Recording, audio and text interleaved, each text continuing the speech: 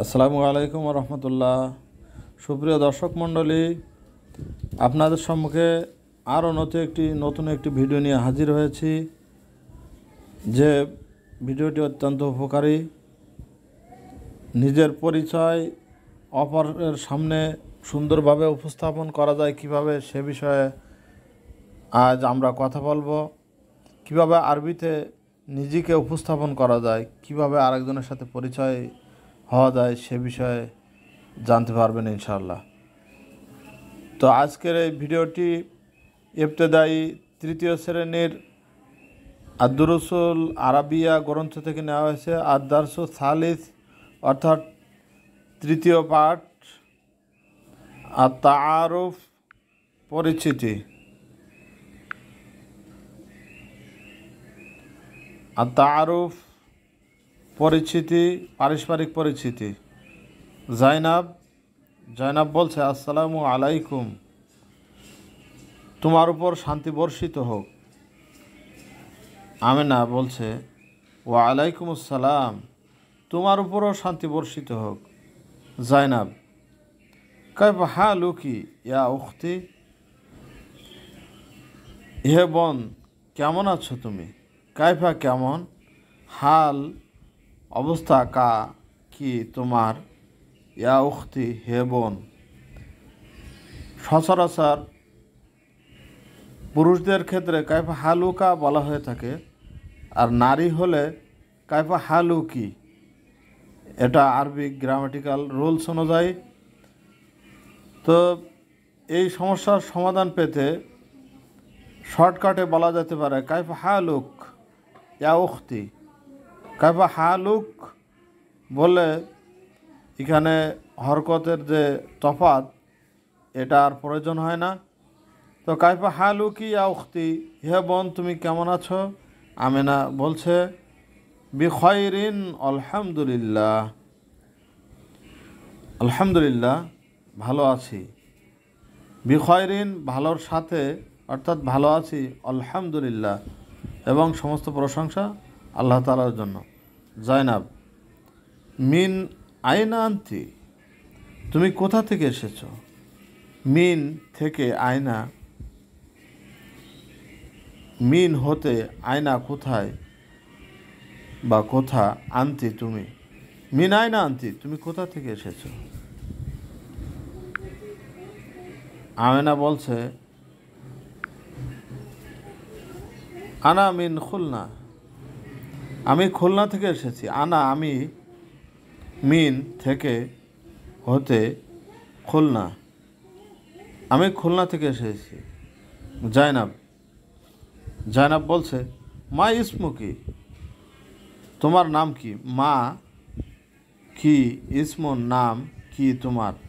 মা ইসমু কি, তোমার নাম কি। আমিনা, ইসমি আমিনা, আমিনা বলছে আমার নাম আমেনা। ইসমি আমার নাম, আমেনা অর্থাৎ আমেনা। তো সচরাচর আরবিতে এভাবে নিজের পরিচয় দিতে হয়। জাইনাব বলছে, আয়না আবু কি, তোমার পিতা কোথায়। আয়না কোথায়, আবুন অর্থাৎ পিতা, কা কি তোমার। আয়না আবু কি, তোমার পিতা কোথায়। আমেনা, আবি ফি দাকা, আমার পিতা ঢাকায়।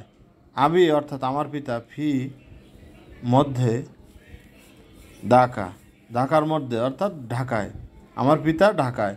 হুয়া মুদাররিসুন, তিনি একজন শিক্ষক। হুয়া তিনি, মুদাররিস শিক্ষক। জাইনাব, ওয়াইনা উম্মু কি, আর তোমার মাতা কোথায়, তোমার মা কোথায়। ওয়াইনা আর কোথায়, উম্মু কি তোমার মা।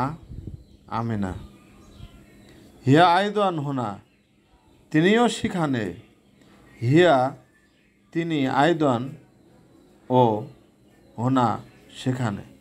হিয়া আইদান হুনা, তিনিও সেখানে। জাইনাব, অমান হাদহিল্লাতি মা কি, তোমার সাথে উনি কে, ইনি কে, অমান আর কে, হাদিহি ইনি, আল্লাতি মাআকি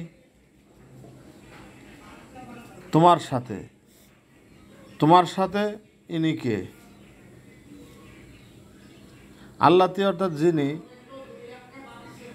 মাআকি তোমার সাথে, অমান হাদিহি আর ইনি কে, আল্লাতি যিনি, মাআকি তোমার সাথে, অর্থাৎ যিনি তোমার সাথে তিনি কে।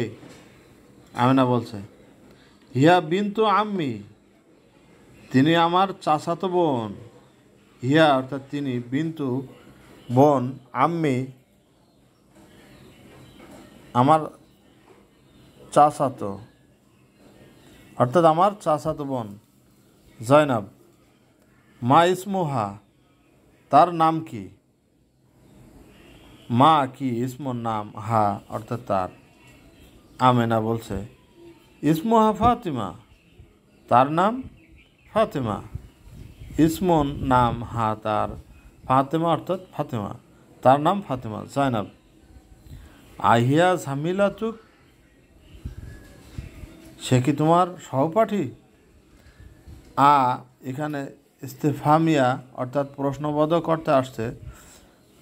আহিয়া সে কি বা তিনি কি, ঝামিলুন অর্থাৎ বন্ধু বা সহপাঠী, তিনি কি তোমার সহপাঠী।